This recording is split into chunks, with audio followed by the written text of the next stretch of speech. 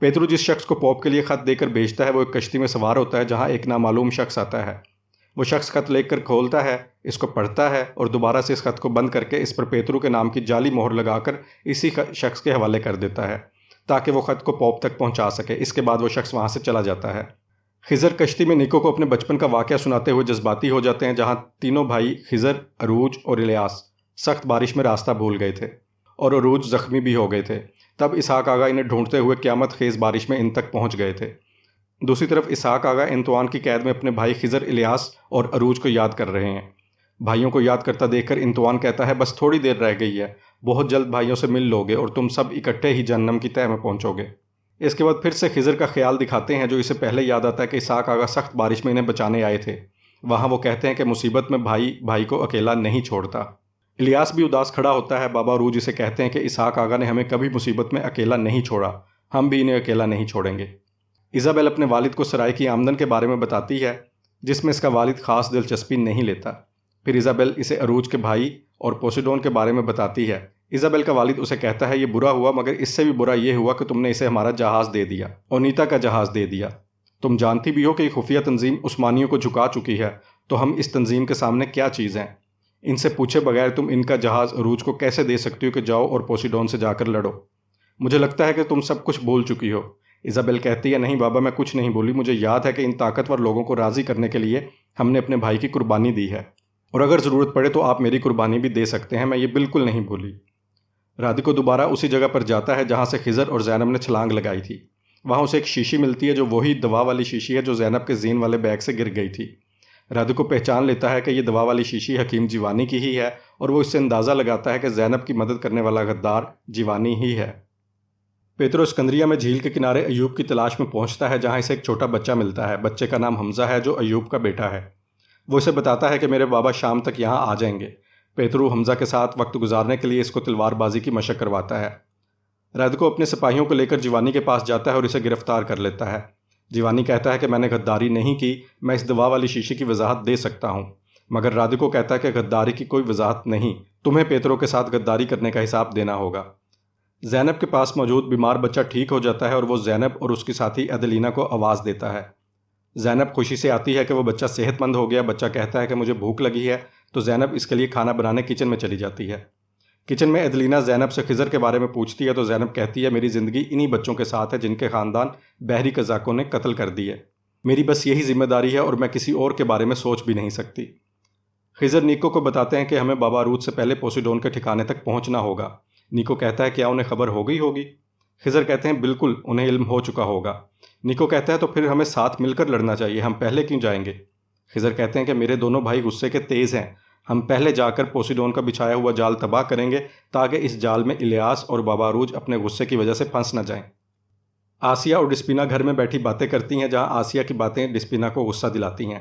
آسیہ کے بقول ایزابیل جان بوجھ کر عروج کو آئے روز سفر پر بھیجتی ہے تاکہ وہ اسے ڈسپینا سے اور اس کے گھر سے دور رکھ سکے۔ آسیہ کہتی ہے کہ ڈسپینا پہلے پیسے کے ذریعے عروج کو تم سے دور کرے گی اور پھر اس پر قبضہ کر لے گی۔ الیاس بابا عروج سے خضر کے بارے میں پوچھتا ہے کہ ان کی کوئی خبر نہیں آئی۔ بابا عروج الیاس کو کہتے ہیں کہ بہتر ہے خضر کو اس معاملے سے دور رکھا جائے، تم جانتے ہو کہ اسے اس طرح کے معاملات پسند نہیں ہیں، پہلے ہم اسحاق آغا کو بچائیں گے، اس کے بعد ہم خضر سے ملیں گے۔ ارادہ جیوانی پر تشدد کرنا شروع کرتا ہے تاکہ اس سے خضر اور زینب کے بارے میں معلومات حاصل کر سکے، مگر جیوانی کہتا ہے کہ وہ اس شخص کے بارے میں کچھ بھی نہیں جانتا، نہ ہی اسے دیکھا ہے، اور زینب اس سے صرف دوائی لینے آئی تھی اور وہ بری عورت نہیں ہے، نہ وہ اس کام میں ملوث ہے، اور میں پیترو کے ساتھ غداری کرنے کا سوچ بھی نہیں سکتا۔ مگر رادھیکو اس کی بات نہیں مانتا، اس پر کوڑے برسانا جاری رکھتا ہے جس سے جیوانی بے ہوش ہو جاتا ہے۔ ایوب کشتی میں سوار جھیل کے کنارے پہنچ جاتا ہے جہاں اس کا بیٹا حمزہ پیترو کے ساتھ تلوار کی مشق میں مصروف ہوتا ہے۔ پیترو ایوب کو دیکھ کر بچے کی گردن پر تلوار رکھ دیتا ہے اور ایوب کو کہتا ہے کہ اب میں تمہیں بھاگنے نہیں دوں گا۔ ناظرین، پہلی قسط میں جس درویش کو کتاب کے ساتھ دکھایا گیا تھا وہ ایوب نہیں تھا، بلکہ وہ کوئی اور ہیں جن کا اگلی قسط میں جا کر علم ہوگا۔ بہرحال پیترو ایوب کو کہتا ہے کہ مجھے کتاب کا بتا دو کہاں ہے، میں یہاں سے چلا جاؤں گا، مگر ایوب کہتا ہے میں کسی کتاب کے بارے میں نہیں جانتا، تم بچے کو جانے دو۔ پیترو کہتا ہے ایوب تم نہیں جانتے اس راز تک پہنچنے کے لیے میں نے کتنے سر قلم کیے ہیں۔ یہ کہہ کر وہ حمزہ کے گلے پر تلوار کا زور بڑھا دیتا ہے جس پر ایوب اسے رکنے کا کہتا ہے۔ بابا عروج کشتی میں چپو چلانے والوں کو آرام کرنے کا کہتے ہیں اور کشتی کا بادبان کھولنے کے لیے کہتے ہیں تاکہ ہوا کے زور پر کشتی خود چل سکے۔ اتنے میں نقاب پوش شخص اپنا خنجر نکال کر بابا عروج کی طرف بڑھنے لگتا ہے تو الیاس اسے پیچھے سے پکڑ کر اس کے گلے پر خنجر رکھ دیتا ہے اور اس کا نقاب اتار دیتا ہے۔ یہ وہی غلام تھا جو آخر تک بابا عروج سے لڑتا رہا اور ہمت نہیں ہارا۔ الیاس کہتا ہے کہ کیا تم یہاں بھی ہمیں مارنے کے لیے ہی آئے ہو؟ وہ شخص کہتا ہے کہ میں بابا عروج کا ساتھی بننا چاہتا ہوں، مجھے غلام بنا لیا گیا تھا، میری بیوی کہاں ہے اور میرے بچے اب کس کی خدمت کر رہے ہیں مجھے کچھ معلوم نہیں۔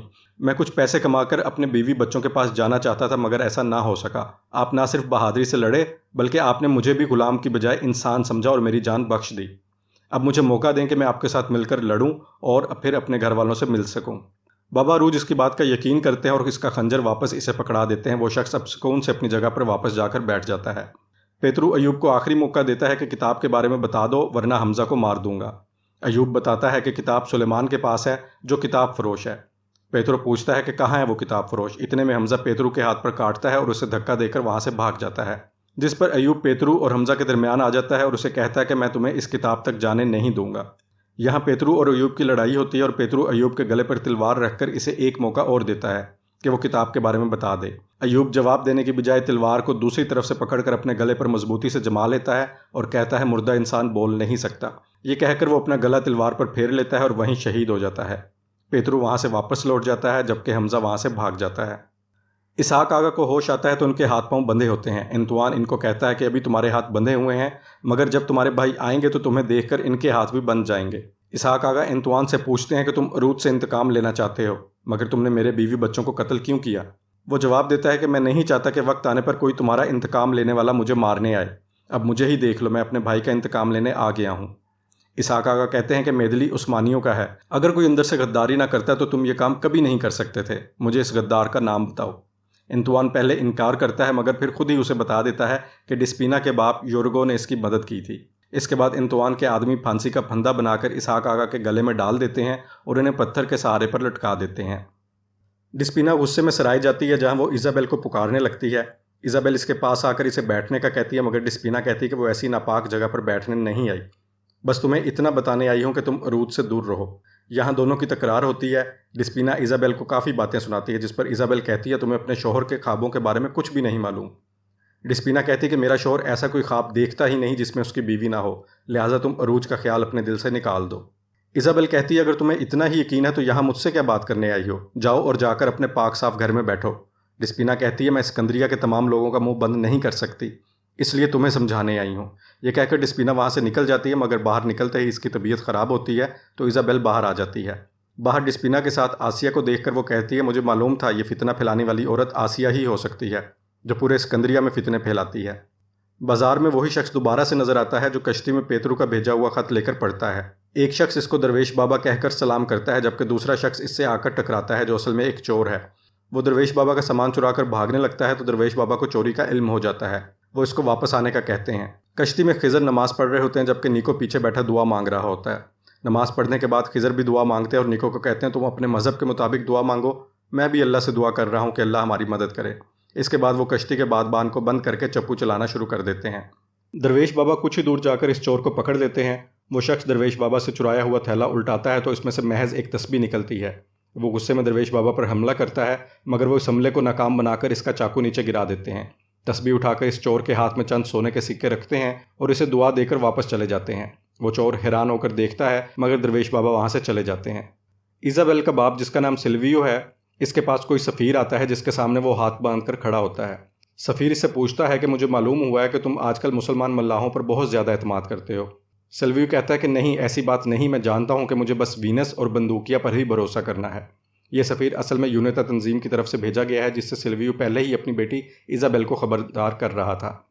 اسی دوران پیترو بھی وہاں پہنچ جاتا ہے جس کے سامنے دونوں ہی ہاتھ باندھ کر کھڑے ہو جاتے ہیں۔ پیترو آتے ہی دونوں سے اس غدار کے بارے میں دریافت کرتا ہے جس نے حملہ کیا تھا مگر دونوں اپنی لا علمی کا اظہار کرتے ہیں۔ پیترو کہتا ہے کہ تمہیں میری مدد کرنی ہوگی اور اپنی آنکھیں بھی کھلی رکھنی ہوگی ورنہ اسکندریہ وہ پہلا شہر ہوگا جو ان غداروں کی وجہ سے تباہ ہو جائے گا۔ اسکندریہ کے بازار میں ایوب کا بیٹا حمزہ دوڑتا ہوا پہنچتا ہے اور درویش بابا سے ٹکرا جاتا ہے۔ وہ اس سے پوچھتے ہیں کہ وہ کون ہے اور ایسے کیوں بھاگ رہا ہے مگر حمزہ جواب دینے سے پہلے ہی بے ہوش ہو جاتا ہے۔ درویش بابا اس بچے کو گود میں اٹھا کر اپنے ساتھ لے جاتے ہیں۔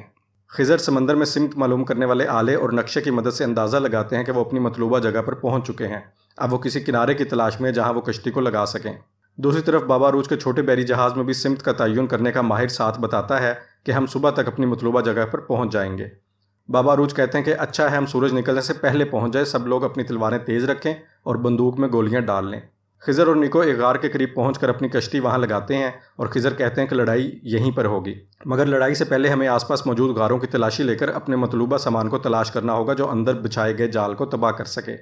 درویش بابا حمزہ کو لے کر زینب کے پاس چلے جاتے ہیں۔ وہ اصل میں زینب کے ہی والد ہیں اور ان سے ملنے اسکندریہ آئے تھے۔ وہ زینب کو بتاتے ہیں کہ یہ بہت ڈرا ہوا تھا، معلوم نہیں کن حالات سے گزر کر یہاں تک آیا۔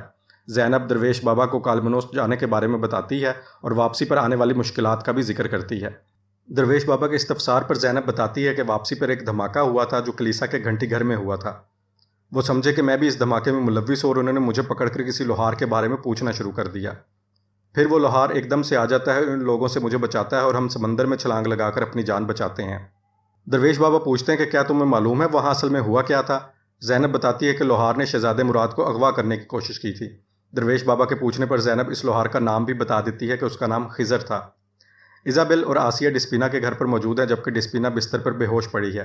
ایزابل ڈسپینا کی طبیعت کا پوچھتی ہے تو آسیہ بتاتی ہے کہ ڈسپینا حاملہ ہے، مگر یا تو بچہ رہے گا یا پھر ڈسپینا۔ اتنے میں اندر سے ڈسپینا کی آواز آتی ہے جو بستر سے اٹھنے کی کوشش میں نیچے گر جاتی ہے۔ آسیہ اندر جا کر ڈسپینا کو اٹھا کر دوبارہ سے بستر پر لٹاتی ہے اور اس کے لیے دوا بنانے چلی جاتی ہے۔ بابا عروج، الیاس اور باقی ساتھی اس جگہ کے قریب پہنچ جاتے ہیں جہاں انطوان نے اسحاق آغا کو قید کر رکھا ہے۔ غار میں پہنچنے سے پہلے باہر موجود محافظوں کا صفایا کیا جاتا ہے اور لوگوں کا صفایا کرنے میں وہ غلام شخص بھی اپنا حصہ ڈالتا ہے جس نے پہلے بابا عروج پر حملہ کیا تھا۔ آسیہ دوا بنا کر لاتی ہے اور ڈسپینا کو پلانے لگتی ہے تو وہ دوا گرا دیتی ہے اور چلانے لگتی ہے کہ مجھ سے دور رہو، مجھے تمہاری نیت کا علم ہے۔ ایزابل یہ دیکھ کر وہاں سے نکل جاتی ہے جبکہ ڈسپینا کہتی ہے کہ وہ عروج کی واپسی کا انتظار کرے گی اور آسیہ سے کوئی دوا نہیں لے گی۔ پیترو اسکندریہ پہنچتے تو وہاں اسے ایک جاسوس ملتا ہے۔ وہ پیترو کو بتاتا ہے کہ کالمنوس سے خبر آئی ہے کہ آپ کو جس لڑکی کی تلاش تھی اس کا نام زینب ہے اور وہ ایک طبیبہ ہے جو اسکندریہ کے ہی ایک یتیم خانے میں کام کرتی ہے۔ کچھ ہی دیر میں پیترو اپنے دوست ڈیگو کے ساتھ یتیم خانے کے باہر پہنچ جاتا ہے جہاں درویش بابا، زینب اور حمزہ باہر نکلتے ہیں۔ پیترو ان کو چھپ کر دیکھتا ہے۔ درویش بابا حمزہ کو تسلی دیتے ہیں کہ آپ کو گھبرانے کی ضرورت نہیں، زینب آپ کا خیال رکھے گی۔ پیترو یہ دیکھ کر اپنے دوست کو کہتا ہے کہ زینب اور حمزہ کا ایک ہی جگہ ہونا کوئی اتفاق نہیں بلکہ یہ بھی اسی کھیل میں شامل ہے۔ خضر اور نیکو بھی غار تک پہنچ جاتے ہیں مگر پوسیڈون تک پہنچنے سے پہلے خضر کچھ تلاش کرنے میں مصروف ہوتے ہیں۔ وہ نیکو کو کہتے ہیں کہ ہمیں جس چیز کی تلاش تھی وہ ہمیں مل گئی ہے۔ وہ اپنے بیگ سے 2 چھوٹے پتھر نکال کر نیکو کو تھما دیتے ہیں اور کہتے ہیں کہ اب یہاں سے ہمارے راستے الگ ہیں۔ وہ نیکو سے پوچھتے ہیں کہ کیا تم یہ کام کر سکتے ہو؟ نیکو کہتا ہے کہ آپ کے لیے اور اسحاق آغا کے لیے میں کچھ بھی کر سکتا ہوں۔ بابا عروج غار کے اندر داخل ہوتے ہیں تو انہیں سامنے ہی اسحاق آغا نظر آ جاتے ہیں جن کو گلے میں پندہ ڈال کر کسی چیز کے ساتھ لٹکایا ہوا ہوتا ہے، البتہ نیچے ایک معمولی سے پتھر ان کو سہارا دینے کے لیے پڑا ہوتا ہے۔ اسحاق آغا کو دیکھتے ہی الیاس آگے بڑھنے لگتا ہے مگر بابا عروج اسے احتیاط کرنے کا کہتے ہیں۔ ایک شخص جس کے پاس گن موجود ہے، بابا عروج اسے ایک پتھر کی اوٹ میں جانے کا کہتے ہیں اور باقی ساتھیوں کے ساتھ اسحاق آغا کی طرف جاتے ہیں۔ وہاں اسحاق آغا کے علاوہ اور کوئی بھی شخص نظر نہیں آ رہا۔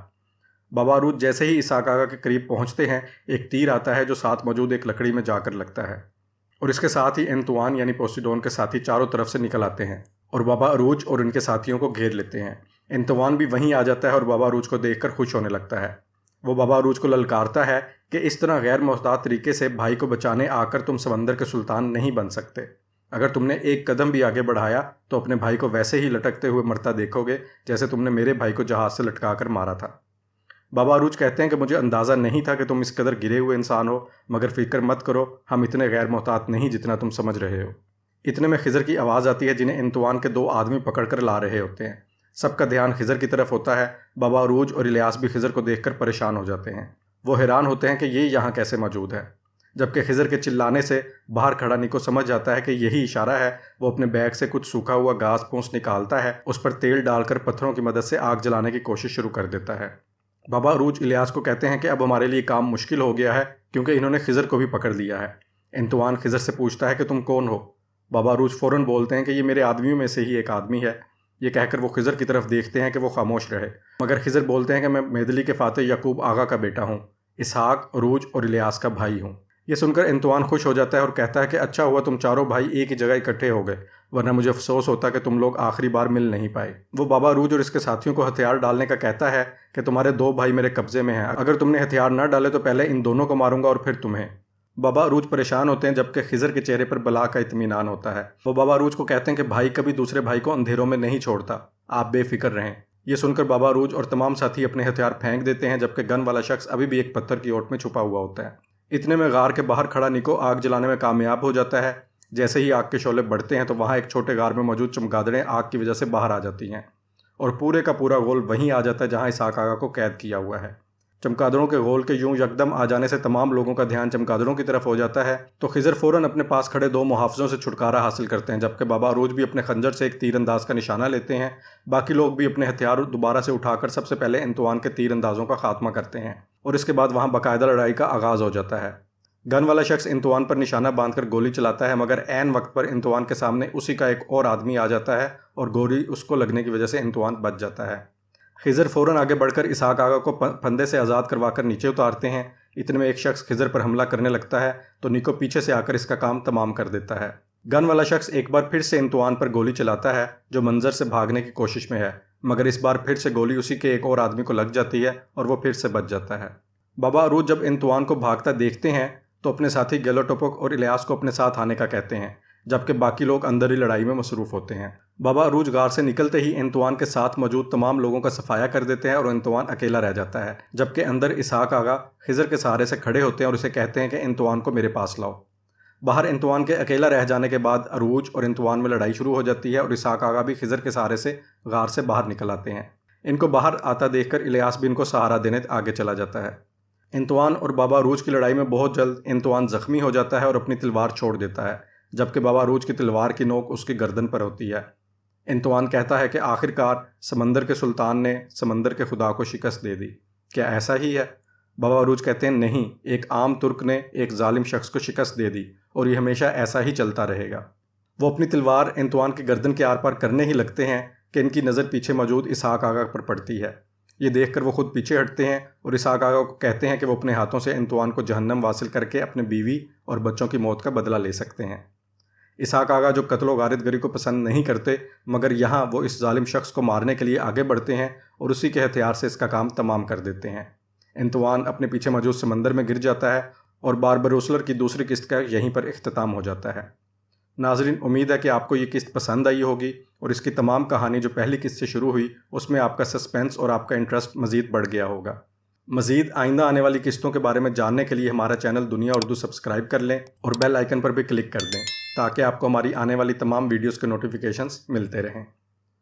ملتے ہیں اگلی ویڈیو میں، اپنا خیال رکھیے گا، اللہ حافظ۔